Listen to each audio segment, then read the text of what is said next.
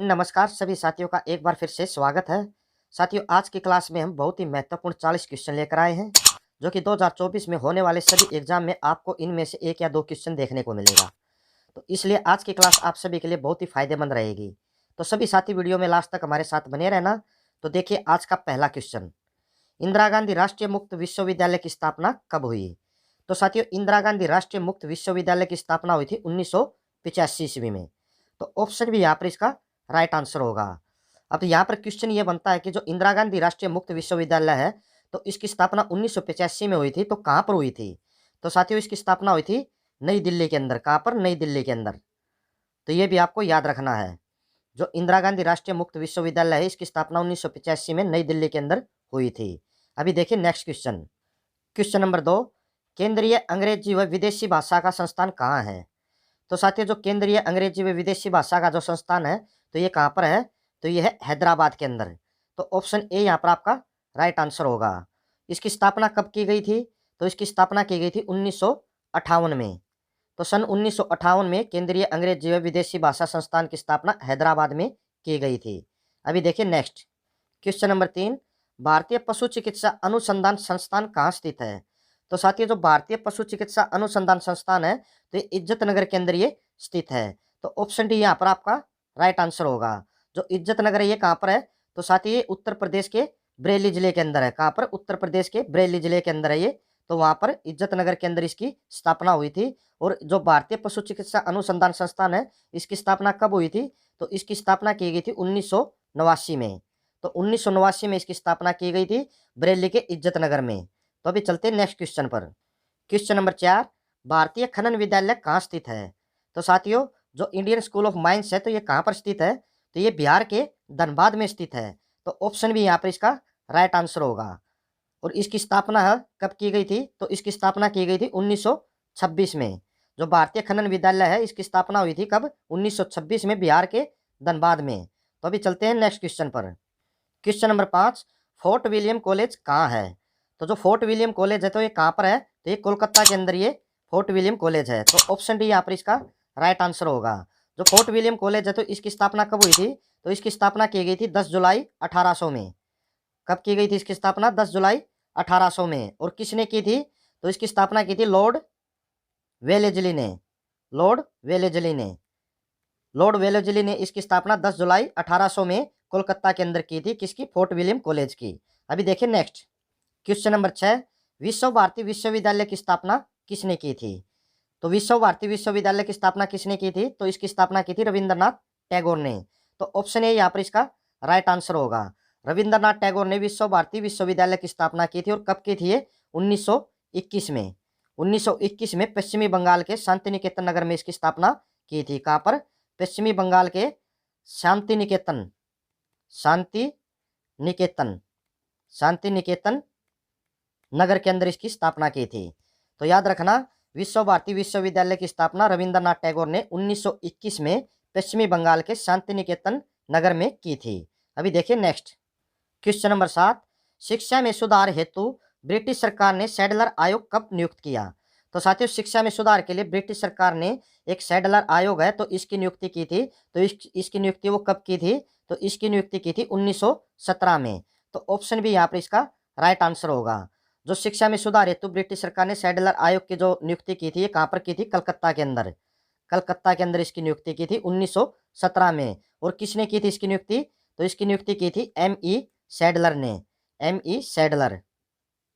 तो ये पॉइंट्स भी आपको याद रखने हैं। तो शिक्षा में सुधार हेतु ब्रिटिश सरकार ने सैडलर आयोग की नियुक्ति 1917 में कलकत्ता में M.E. सैडलर के द्वारा इसकी नियुक्ति की गई थी। अभी देखिए नेक्स्ट क्वेश्चन नंबर 8, मुगल काल में किस भाषा को रेख्ता कहा गया? तो साथियों, मुगल काल के अंदर किस भाषा को रेख्ता कहा गया था? रेख्ता का मतलब होता है बिखरा हुआ लेकिन मिश्रित। तो किस भाषा को रेख्ता कहा गया था? तो उर्दू भाषा को मुगल काल में रेख्ता कहा गया था। तो ऑप्शन ए यहाँ पर इसका राइट आंसर होगा। जो उर्दू भाषा है, इसको मुगल काल में रेख्ता कहा गया था। और रेख्ता का मतलब होता है बिखरा हुआ लेकिन मिश्रित। तो अभी देखिए नेक्स्ट क्वेश्चन नंबर 9, भारत की किस भाषा को इटालियन ऑफ द ईस्ट कहा जाता है? तो साथियों, भारत की कौन सी भाषा है जिसे इटालियन ऑफ द ईस्ट कहा जाता है? तो तेलुगु भाषा को इटालियन ऑफ द ईस्ट कहा जाता है। तो ऑप्शन सी यहाँ पर इसका राइट आंसर होगा। जो तेलुगु भाषा, इसे इटालियन ऑफ द ईस्ट किस लिए कहा जाता है? तो इसको इसलिए कहा जाता है क्योंकि तेलुगु भाषा और जो इटालियन भाषा है तो इनके शब्दों में समानता है। जो इनके शब्द है तो ये मिलते जुलते हैं, तो दोनों के अंदर समानता है, तो इसलिए तेलुगु भाषा को इटालियन ऑफ द ईस्ट कहा जाता है। अभी देखिए नेक्स्ट क्वेश्चन नंबर 10, देश के एकमात्र किस राज्य की राजभाषा अंग्रेजी है? तो साथियों भारत देश में किस राज्य की जो राजभाषा है वो अंग्रेजी है? तो नागालैंड राज्य की जो राजभाषा है वो अंग्रेजी है। तो ऑप्शन ए यहाँ पर इसका राइट आंसर होगा। तो अभी जो राजभाषा इसकी अंग्रेजी है नागालैंड की, तो इसको राजभाषा का जो दर्जा वो कब दिया गया था? तो 1967 में अंग्रेजी को नागालैंड की राजभाषा का दर्जा दिया गया था। तो अभी देखिए नेक्स्ट क्वेश्चन नंबर 11, अमीर खुसरो ने किसके विकास में अग्रणी भूमिका निभाई? तो साथियों अमीर खुसरो ने कौन सी भाषा के लिए जो है महत्वपूर्ण भूमिका निभाई थी? तो इसने खड़ी बोली के लिए बहुत ही महत्वपूर्ण भूमिका निभाई थी अमीर खुसरो ने। तो ऑप्शन डी यहाँ पर इसका राइट आंसर होगा। जो अमीर खुसरो है तो इसे भारत की आवाज़ या इसे भारत का तोता ए हिंद भी कहा जाता है, तो ये आपको याद रखना है। इसको भारत की आवाज़ या भारत का तोता ए हिंद भी कहा जाता है। और अमीर खुसरो ने ही जो प्रसिद्ध एक पुस्तक है तुगलकनामा, तो उसके लेखक भी कौन है? तुगलकनामा, जो एक प्रसिद्ध पुस्तक है तुगलकनामा, तो इसके लेखक भी कौन है? अमीर खुसरो। तो आपको ये पॉइंट्स भी याद रखने हैं। अभी देखिए next question, question number 12, Tripura की राजभाषा है। तो त्रिपुरा की राजभाषा क्या है? तो त्रिपुरा की राजभाषा है बांग्ला। तो ऑप्शन बी यहाँ पर इसका राइट आंसर होगा। अभी देखिए नेक्स्ट क्वेश्चन नंबर 13, निम्नलिखित में से कौन से राज्य ने उर्दू को अपनी सरकारी भाषा के रूप में स्वीकृति प्रदान की है? तो साथियों भारत का कौन सा राज्य है जिसने उर्दू भाषा को अपनी सरकारी भाषा के रूप में स्वीकृति प्रदान की है? तो जम्मू कश्मीर ने उर्दू भाषा को अपनी सरकारी भाषा के रूप में स्वीकृति प्रदान की है। तो ऑप्शन बी यहाँ पर इसका राइट आंसर होगा। तो साथियों जो जम्मू कश्मीर ने उर्दू भाषा को अपनी सरकारी भाषा के रूप में स्वीकृति प्रदान की थी तो ये कब की थी? तो ये की थी 1889 में। 1889 में जम्मू कश्मीर ने जो उर्दू भाषा है तो इसको अपनी सरकारी भाषा के रूप में स्वीकृति प्रदान की है। तो अभी देखिए नेक्स्ट क्वेश्चन नंबर 14, दूरदर्शन की प्रथम समाचार वाचिका कौन थी? तो साथियों दूरदर्शन की जो पहली समाचार वाचिका थी तो वो कौन थी? तो ये थी प्रतिमा पुरी। तो ऑप्शन सी यहाँ पर इसका राइट आंसर होगा। अभी यहाँ पर एक क्वेश्चन ये भी पूछ लिया जाता है कि प्रथम समाचार वाचिका कौन थी? इसको दूरदर्शन की नहीं, पहली समाचार वाचिका जो वो कौन थी? तो जो प्रथम समाचार वाचिका थी वो थी सलमा सुल्तान। लेकिन दूरदर्शन की पहली समाचार वाचिका कौन थी? वो थी प्रतिमा पुरी। तो यहाँ पर डाउट में नहीं रहना, याद रखना इसको। अगर ये पूछा जाता है कि प्रथम समाचार वाचिका कौन थी तो सलमा सुल्तान। अगर दूरदर्शन की प्रथम समाचार वाचिका पूछी जाती है तो प्रतिमा पुरी। तो अभी देखिए नेक्स्ट क्वेश्चन नंबर 15, दूरदर्शन का दैनिक राष्ट्रीय कार्यक्रम किस वर्ष आरंभ किया गया? तो दूरदर्शन का जो दैनिक राष्ट्रीय कार्यक्रम है तो ये किस वर्ष में आरंभ किया गया था? तो ये किया गया था 1972 ईस्वी में। तो ऑप्शन बी यहाँ पर इसका राइट आंसर होगा।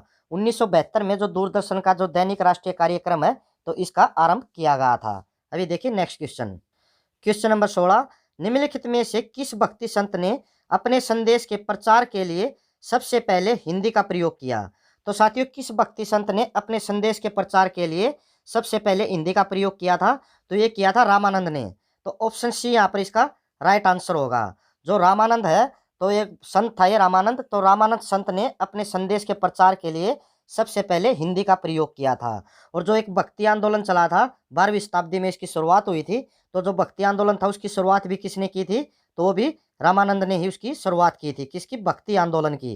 काफ़ी बार ये भी क्वेश्चन पूछा गया कि भक्ति आंदोलन की शुरुआत किसने की थी तो और कब की थी? तो 12वीं शताब्दी में भक्ति आंदोलन की शुरुआत भी रामानंद ने ही की थी। अभी देखिए नेक्स्ट क्वेश्चन नंबर 17, भारत में मनी ऑर्डर प्रणाली का प्रारंभ हुआ। तो साथियों भारत के अंदर जो मनी ऑर्डर प्रणाली है तो इसकी शुरुआत कब हुई थी? तो मनी ऑर्डर की जो प्रणाली की शुरुआत हुई थी ये हुई थी 1880 ईस्वी में। तो ऑप्शन ए यहाँ पर इसका राइट आंसर होगा। भारत में 1880 ईस्वी में मनी ऑर्डर प्रणाली का प्रारंभ हुआ था। अभी देखिए नेक्स्ट क्वेश्चन नंबर 18, भारत में डाक टिकट कब जारी किया गया? तो साथियों भारत के अंदर जो डाक टिकट है तो इसको कब जारी किया गया था? तो डाक टिकट को जारी किया गया था भारत के अंदर 1854 ईस्वी में। तो ऑप्शन बी यहाँ पर इसका राइट आंसर होगा। 1854 में भारत के अंदर डाक टिकट जारी की गई थी। और साथियों हर साल भारत के अंदर 9 अक्टूबर को, कब? 9 अक्टूबर को हर साल डाक दिवस भी मनाया जाता है। तो भारत के अंदर डाक दिवस कब मनाया जाता है? 9 अक्टूबर को। अभी देखिए next question number 19, Indira Gandhi राष्ट्रीय मानव संग्रहालय कहाँ है? तो साथियों जो इंदिरा गांधी राष्ट्रीय मानव संग्रहालय है तो ये भारत का पहला ओपन एयर म्यूजियम है। कौन सा? इंदिरा गांधी राष्ट्रीय मानव संग्रहालय। ये भारत का पहला ओपन एयर म्यूजियम है। तो ये कहाँ पर है? तो ये है भोपाल के अंदर। तो ऑप्शन ए यहाँ पर इसका राइट आंसर होगा। और इसकी जो स्थापना है, इसकी शुरुआत वो कब की गई थी? तो इसकी शुरुआत की गई थी 1979 ईस्वी में। तो ये भी आपको याद रखना है। 1979 के अंदर इंदिरा गांधी राष्ट्रीय मानव संग्रहालय है जो इसकी स्थापना की गई थी। और कहाँ पर की गई थी? ये भोपाल के अंदर। और भारत का ये पहला ओपन एयर म्यूजियम है। अभी देखिए नेक्स्ट क्वेश्चन नंबर 20। भारतीय सर्वेक्षण विभाग का मुख्यालय कहाँ स्थित है? तो साथियों, भारतीय सर्वेक्षण विभाग का मुख्यालय है जो ये देहरादून के अंदर स्थित है। तो ऑप्शन डी यहाँ पर इसका राइट आंसर होगा। और भारतीय सर्वेक्षण विभाग का मुख्यालय है जो इसका गठन कब किया गया था? तो इसका गठन किया गया था 1767 ईस्वी में। तो 1767 ईस्वी में देहरादून के अंदर भारतीय सर्वेक्षण विभाग के मुख्यालय की स्थापना की गई या इसका गठन किया गया था। तो अभी देखिए next question. Question number 21। Rajasthan स्थित जावर की खानी किस खनिज के लिए प्रसिद्ध है? तो जो राजस्थान की जो जावर की खानी है तो ये किस खनिज के लिए प्रसिद्ध है? तो ये जस्ते के लिए प्रसिद्ध है। तो ऑप्शन ए यहाँ पर इसका राइट आंसर होगा। जो जावर की खानी है ये जस्ते के लिए प्रसिद्ध है। और ये कहाँ पर है जावर की खानी? तो ये राजस्थान के उदयपुर में। राजस्थान के उदयपुर में जो अरावली पर्वतमालाएं हैं तो वहां पर ये जावर की खानी स्थित है। अभी देखिए नेक्स्ट क्वेश्चन नंबर 22। धार्मिक कविताओं का संकलन कुरल किस भाषा में है? तो जो धार्मिक कविताओं का जो संकलन है जो कुरल, तो ये किस भाषा में है? तो साथियों ये है किस भाषा में? तमिल भाषा के अंदर। तो ऑप्शन डी यहाँ पर इसका राइट आंसर होगा। जो धार्मिक कविताओं का संकलन है कुरल, तो ये तमिल भाषा के अंदर है। अभी देखिए नेक्स्ट क्वेश्चन नंबर 23। अनावर ए सुहेली ग्रंथ किसका अनुवाद है? अनावर ए सुहेली जो ग्रंथ है तो ये किसका अनुवाद है? तो ये है पंचतंत्र का अनुवाद है। तो पंचतंत्र का फारसी में अनुवाद है। कौन सी भाषा में? ये फारसी में। पंचतंत्र का फारसी भाषा में इसका अनुवाद है। और इसको तैयार किसने किया था? अनावर ए सुहेली को इसको तैयार किया गया था मुगल सम्राट अकबर ने। तो ये भी आपको याद रखना है। जो अनावर ए सुहेली है इसको किसने तैयार किया था? अकबर ने इसको तैयार किया था। और ये किसका अनुवाद है? ये पंचतंत्र का अनुवाद है। और किस में इसका अनुवाद? फारसी भाषा में इसका अनुवाद है। अभी देखिए नेक्स्ट क्वेश्चन नंबर 24। निजी क्षेत्र में देश का पहला अंतर्राष्ट्रीय हवाई अड्डा कहाँ निर्माणाधीन है? तो साथियों, जो देश का पहला हवाई अड्डा है तो वो कौन सा? कोचीन। तो ऑप्शन ए यहाँ पर इसका राइट आंसर होगा। और ये भारत का पहला अंतर्राष्ट्रीय हवाई अड्डा है जो कि पूरी तरह से सौर ऊर्जा से संचालित है। किससे? सौर ऊर्जा से संचालित भारत का ये पहला अंतर्राष्ट्रीय हवाई अड्डा है। अभी देखिए नेक्स्ट क्वेश्चन नंबर 25। भारत की अंतर्राष्ट्रीय विमान सेवा है। तो भारत की अंतर्राष्ट्रीय विमान सेवा कौन सी है? तो वह एयर इंडिया। तो ऑप्शन सी यहाँ पर इसका राइट आंसर होगा। भारत के अंदर एयर इंडिया की शुरुआत कब की गई थी? तो भारत के अंदर एयर इंडिया की शुरुआत की गई थी 1953 ईस्वी में। तो ये भी आपको याद रखना है। भारत का जो अंतर्राष्ट्रीय विमान सेवा है तो वो है एयर इंडिया। और इसकी शुरुआत की गई थी भारत के अंदर 1953 में। अभी देखिए next question number 26। Grand trunk road किसने बनवाई? तो साथियों, बहुत इंपॉर्टेंट क्वेश्चन है। जो ग्रांड ट्रंक रोड है इसे भारत के अंदर NH1 भी कहा जाता है। तो ये किसने बनवाई थी? तो ग्रांड ट्रंक रोड है जो ये बनवा था शेरशाह सूरी ने। तो शेरशाह सूरी ने इसे बनवा था ग्रांड ट्रंक रोड को। और इसकी जो लंबाई है तो इसकी लंबाई है भारत के अंदर 2400 किलोमीटर। तो शेरशाह सूरी ने इसको बनवा था। और इसकी लंबाई है जो भारत के अंदर 2400 किलोमीटर है। और जो ग्रांड ट्रंक रोड है ये 5 देशों को आपस में जोड़ता है। अभी देखिए नेक्स्ट क्वेश्चन नंबर 27। स्वर्णिम चतुर्भुज परियोजना किससे संबंधित है? तो साथियों, जो स्वर्णिम चतुर्भुज परियोजना है तो ये सड़क परिवहन से संबंधित है।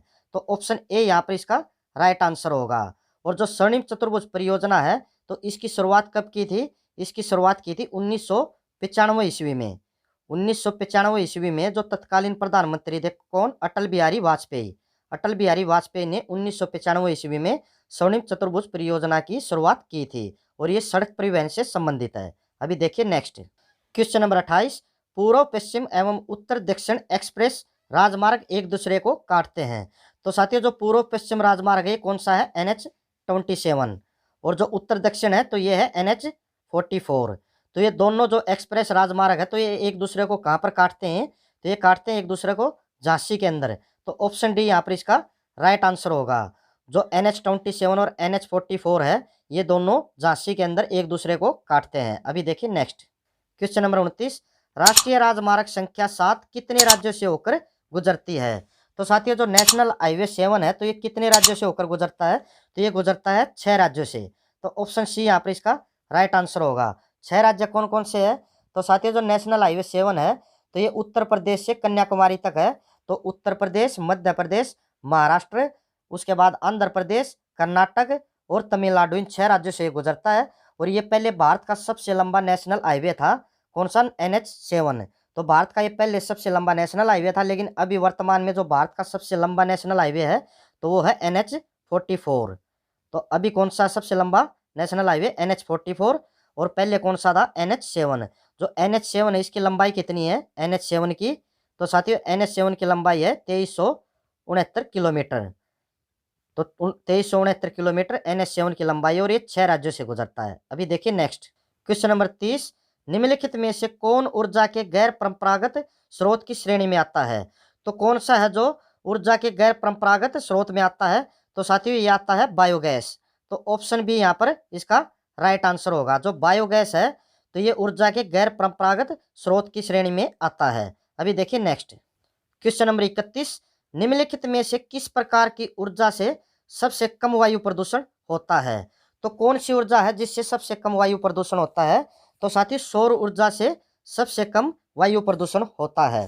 तो ऑप्शन डी यहाँ पर इसका राइट आंसर होगा। जो सबसे मतलब कम वायु प्रदूषण होता है तो वो किससे होता है? सौर ऊर्जा से। अभी देखिए नेक्स्ट क्वेश्चन नंबर 32। विश्व का सर्वोच्च पर्वत शिखर एवरेस्ट नेपाल में किस नाम से प्रसिद्ध है? तो साथियों विश्व की जो सबसे बड़ी चोटी है एवरेस्ट, तो नेपाल में किस नाम से प्रसिद्ध है? तो वो है त्रिकुट नाम से प्रसिद्ध है। तो ऑप्शन ए यहाँ पर इसका राइट आंसर होगा। जो एवरेस्ट है तो एवरेस्ट त्रिकुट नाम से नेपाल में प्रसिद्ध है। अभी देखिए नेक्स्ट क्वेश्चन नंबर 33। देवदास बंजारे किस क्षेत्र से जुड़े थे? तो साथियों जो देवदास बंजारा है तो इसका संबंध किस क्षेत्र से है? तो देवदास बंजारे का संबंध है जो वो पंथी नृत्य से इसका संबंध है। तो ऑप्शन बी यहाँ पर इसका राइट आंसर होगा। जो पंथी नृत्य है तो इससे देवदास बंजारे का संबंध है। और जो देवदास बंजारा है इसका जन्म 1947 में छत्तीसगढ़ के अंदर हुआ था। कहाँ पर? छत्तीसगढ़ के अंदर। तो छत्तीसगढ़ के अंदर इसका जन्म हुआ था। कब? 1947 में। और 2005 के अंदर इनकी मृत्यु हुई थी। जन्म कब हुआ था? 1947 में और मृत्यु हुई थी इसकी 2005 में। और इसका जन्म कहाँ पर हुआ था? छत्तीसगढ़ के अंदर। और पंथी नृत्य से देवदास बंजारे का संबंध है। अभी देखिए नेक्स्ट क्वेश्चन नंबर 34। बेगम अख्तर का नाम किससे संबंध है? तो बेगम अख्तर का संबंध किससे है? तो बेगम अख्तर का संबंध है जो शास्त्रीय गजल व ठुमरी से। तो ऑप्शन सी यहाँ पर इसका राइट आंसर होगा। बेगम अख्तर का जो संबंध है वो शास्त्रीय गजल व ठुमरी से है। जो बेगम अख्तर है तो ये कहाँ पर इसका जन्म हुआ था? इसका जन्म हुआ था उत्तर प्रदेश के फैजाबाद में। कहाँ पर? फैजाबाद के अंदर जन्म हुआ था। और कब हुआ था? 1914 में इनका जन्म हुआ। और इनकी मृत्यु हुई थी 1974 में। और इनकी जो मृत्यु हुई ये हुई थी अहमदाबाद के अंदर। कहाँ पर? अहमदाबाद के अंदर। ये गुजरात में इनकी मृत्यु हुई। और जो इनका जन्म है 1914 में फैजाबाद में हुआ था बेगम अख्तर का। और इनको अख्तरीबाई फैजाबादी के नाम से भी जाना जाता है। किस नाम से? अख्तरीबाई फैजाबादी। अख्तरीबाई फैजाबादी के नाम से भी बेगम अख्तर को जाना जाता है। तो ये भी आपको याद रखना है। तो बेगम अख्तर जो इनका संबंध है शास्त्रीय गजल व ठुमरी से। और फैजाबाद के अंदर 1914 में इनका जन्म हुआ। और 1974 में गुजरात के अहमदाबाद में इनकी मृत्यु हुई। और जो बेगम अख्तर है इनको अख्तरीबाई फैजाबादी नाम से भी जाना जाता है। अभी देखिए नेक्स्ट क्वेश्चन नंबर 35। निम्नलिखित में से कौन हिंदुस्तानी शास्त्रीय संगीत में सुविख्यात है? तो कौन सा हिंदुस्तानी है जो शास्त्रीय संगीत में सुविख्यात है? तो साथियों MS सुब्बुलक्ष्मी है जो ये शास्त्रीय संगीत में सुविख्यात है। तो ऑप्शन सी यहाँ पर इसका राइट आंसर होगा। साथियों जो MS सुब्बुलक्ष्मी है तो इनका संबंध कहाँ से था? तो इनका जन्म हुआ था 1916 में मदुरई के अंदर। जन्म कब हुआ था इनका? 1916 में मदुरई के अंदर। और 1998 में इन्हें भारत रत्न से भी सम्मानित किया गया था। कब? 1998 में भारत रत्न से इनको सम्मानित किया गया था। और 2004 में तमिलनाडु के अंदर इनकी मृत्यु हुई थी। कहाँ पर हुई थी? तमिलनाडु में 2004 में इनकी मृत्यु हुई थी। तो अभी देखिए जो MS सुब्बुलक्ष्मी है ये शास्त्रीय संगीत में सुविख्यात है। इनका जन्म 1916 में मदुरई में हुआ। और 1998 में इनको भारत रत्न से सम्मानित किया गया। और 2004 में इनकी मृत्यु तमिलनाडु में हुई थी। अभी देखिए नेक्स्ट क्वेश्चन नंबर 36। हिंदुस्तानी संगीत का सर्वाधिक प्राचीन घराना है? तो साथियों हिंदुस्तानी संगीत का सबसे जो पुराना घराना तो कौन सा है? तो वो है ग्वालियर घराना। तो ऑप्शन ए यहाँ पर इसका राइट आंसर होगा। जो ग्वालियर घराना है ये हिंदुस्तानी संगीत का सर्वाधिक प्राचीन घराना है। और जो ग्वालियर घराना इसकी स्थापना कब हुई थी? इसकी स्थापना हुई थी 16वीं शताब्दी में ग्वालियर घराने की स्थापना हुई थी। और ये हिंदुस्तानी संगीत का सर्वाधिक प्राचीन घराना है। अभी देखिए नेक्स्ट क्वेश्चन नंबर 37। हिंदुस्तानी संगीत का घराना नहीं है? तो साथियों इनमें से हिंदुस्तानी संगीत का कौन सा घराना नहीं है? तो जो किराना घराना है ये भी हिंदुस्तानी संगीत का घराना है और ग्वालियर घराना है तो ये सबसे प्राचीन घराना है हिंदुस्तानी संगीत का। और जो आगरा घराना है तो ये भी हिंदुस्तानी संगीत का घराना है। तो यहाँ पर जो लखनऊ घराना है तो ये हिंदुस्तानी संगीत का घराना नहीं है। तो ऑप्शन सी यहाँ पर इसका राइट आंसर होगा। जो हिंदुस्तानी संगीत है तो इसका लखनऊ घराना नहीं है, बाकी ये तीनों इसके घराने हैं। और सबसे पुराना जो प्राचीन घराना इसका ग्वालियर घराना है हिंदुस्तानी संगीत का। अभी देखिए नेक्स्ट क्वेश्चन नंबर 38, ध्रुपद गायकी के लिए प्रसिद्ध घराना है। साथियों, जो गायकी की एक शैली है ध्रुपद शैली, तो इसका प्रसिद्ध घराना कौन सा है? तो इसका प्रसिद्ध घराना है ग्वालियर घराना। तो ऑप्शन डी यहाँ पर इसका राइट आंसर होगा। और जो ध्रुपद शैली है जो गायकी की, इसका आरंभ किसने किया था? तो इसका आरंभ किया था मानसिंह तोमर ने। तो ये भी याद रखना आपको, जो ध्रुपद गायकी है तो इसका आरंभ किसने किया था? मानसिंह तोमर ने इसका आरंभ किया था। और जो इसका प्राचीन घराना है, जो प्रसिद्ध घराना है इसका, तो ग्वालियर घराना ध्रुपद गायकी का प्रसिद्ध घराना है। अभी देखिए नेक्स्ट क्वेश्चन नंबर 39, ऋतु वर्मा का संबंध है। तो साथियों, ऋतु वर्मा का संबंध किससे है? तो ऋतु वर्मा का संबंध है पंडवानी शैली से। तो ऑप्शन सी यहाँ पर इसका राइट आंसर होगा। जो छत्तीसगढ़ की पंडवानी शैली है तो इससे ऋतु वर्मा का संबंध है। कहाँ की शैली है? छत्तीसगढ़ की। तो छत्तीसगढ़ से इसका संबंध है। तो छत्तीसगढ़ की जो पंडवानी शैली है तो इससे ऋतु वर्मा का संबंध है। अभी देखिए नेक्स्ट क्वेश्चन नंबर 40, जो कि आज का हमारा लास्ट क्वेश्चन है। भातखंडे संगीत महाविद्यालय कहाँ स्थित है? तो साथियों, भातखंडे संगीत महाविद्यालय है तो ये लखनऊ के अंदर स्थित है। तो ऑप्शन सी यहाँ पर इसका राइट आंसर होगा। और भातखंडे संगीत महाविद्यालय की जो स्थापना है तो इसकी स्थापना की गई थी 1926 ईस्वी में। तो भातखंडे संगीत महाविद्यालय की स्थापना 1926 में कहाँ पर की गई थी? ये लखनऊ के अंदर। तो साथियों, ये थे आज के हमारे 40 बहुत ही इंपॉर्टेंट क्वेश्चन, जो कि हर साल बार बार रिपीट होते हैं। और 2024 में भी आपको हर एग्जाम में इनमें से क्वेश्चन देखने को मिलेगा। अगर आपको हमारी आज की क्लास पसंद आई तो सभी साथी वीडियो को ज़्यादा से ज़्यादा शेयर करना और वीडियो पर एक प्यारा सा लाइक करना। और जिसने अभी तक चैनल को सब्सक्राइब नहीं किया तो वो साथी चैनल को सब्सक्राइब कर लेना। तो कल फिर मिलेंगे ठीक 11 बजे एक नई जीके की क्लास लेकर। तब तक सभी साथियों को जय हिंद, जय भारत। वीडियो देखने के लिए बहुत बहुत धन्यवाद।